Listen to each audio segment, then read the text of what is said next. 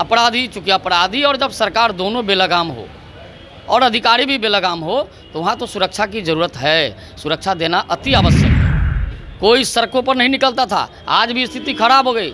जब हम लोग सरकार में थे, शासन में थे, तो 10 बजे तक हमारे घर की लड़कियां मार्केट करके आती थी, कॉलेज से आती थी। आज क्या स्थिति है?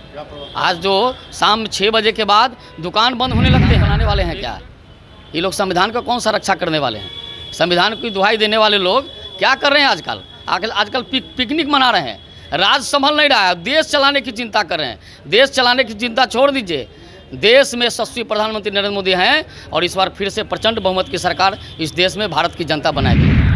नमस्कार, आप न्यूज़ फाउंडेशन देख रहे हैं, मैं हूं आपके साथ वंदना। एक तरफ जहां महागठबंधन के लोग यह आरोप लगा रहे हैं कि बिहार में जो है लॉ एंड ऑर्डर सब कुछ सही है, दूसरे तरफ बिहार में बीजेपी के कई नेताओं की सुरक्षा बढ़ा दी गई है। हमारे साथ बीजेपी प्रवक्ता राकेश सिंह हैं, इनसे जानने की कोशिश करेंगे कि आखिर क्या कारण रहा इतनी जल्दीबाजी जो है सुरक्षा बढ़ाने की गई नेताओं की। सुरक्षा में जल्दीबाजी की कौन सी बात है? गृह मंत्रालय का रिपोर्ट होगा। सम्राट जी बड़े नेता हैं, पार्टी के अध्यक्ष हैं। स्वाभाविक है। और जिस तरह से बिहार में जो चल रहा है कानून व्यवस्था का जो स्थिति है, उसमें इन लोगों की सुरक्षा बढ़ाना बहुत ज़रूरी है। इसलिए कि अभी पिछले दिनों देखे, जब भारतीय जनता पार्टी का एक प्रदर्शन था शिक्षकों के मुद्दे को लेकर, तो किस प्रकार से हमारे नेताओं को पीटा गया, कार्यकर्ताओं को पीटा गया, सांसद को पीटा गया। कोई किसी को चिन्हने के लिए तैयार नहीं था। नेता प्रतिपक्ष पर लाठी चले, प्रदेश अध्यक्ष पर लाठी चले। हमारे एक वरिष्ठ सांसद हैं, उनको मारा गया, उनके सर फट गए, एक कार्यकर्ता की हत्या हो गई। तो जिस प्रकार से यहाँ बेलगाम सरकार है और बेलगाम अपराधी है, तो सुरक्षा तो बढ़ानी होगी। और सम्राट जी का स्वाभाविक है कि बढ़ाना होगा, क्योंकि पार्टी के अध्यक्ष हैं, संगठन के काम में हर जगह जाते हैं। तो हो सकता है अपराधी, चूँकि अपराधी और जब सरकार दोनों बेलगाम हो और अधिकारी भी बेलगाम हो तो वहाँ तो सुरक्षा की ज़रूरत है। सुरक्षा देना अति आवश्यक है। लेकिन महागठबंधन के लोग यह आरोप लगा रहे हैं कि नीतीश सरकार से भय है, यही कारण नहीं नेताओं की। सरकार से भय नहीं है, सरकार की व्यवस्था से भय है। सरकार में कैसे लोग बैठे हैं, सरकार किसको चला रहे हैं, कौन सरकार चला रहा है, कैसे लोगों से गठबंधन है। ये लोग 15 वर्षों तक लगातार बिहार को लूटने का काम किया था। हम लोग इनके शासन को देखा है। कोई सड़कों पर नहीं निकलता था, आज भी स्थिति खराब हो गई। जब हम लोग सरकार में थे, शासन में थे, तो 10 बजे तक हमारे घर की लड़कियां मार्केट करके आती थी, कॉलेज से आती थी। आज क्या स्थिति है?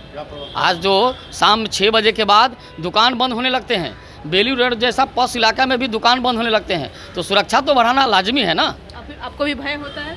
भय तो हम लोग को नहीं होता है, लेकिन चूँकि जो बड़े नेता हैं, पार्टी के अध्यक्ष हैं और संवैधानिक पद पर हैं, तो सरकार का भी जिम्मेवारी होती है। गृह मंत्रालय का जो रिपोर्ट हुआ होगा उसके मुताबिक इन लोगों की सुरक्षा बढ़ाई गई है। बीजेपी पर यह भी आरोप है कि आप लोग संविधान के साथ जो है छेड़छाड़ कर रहे हैं। ये लोग संविधान बनाने वाले हैं क्या? ये लोग संविधान का कौन सा रक्षा करने वाले हैं?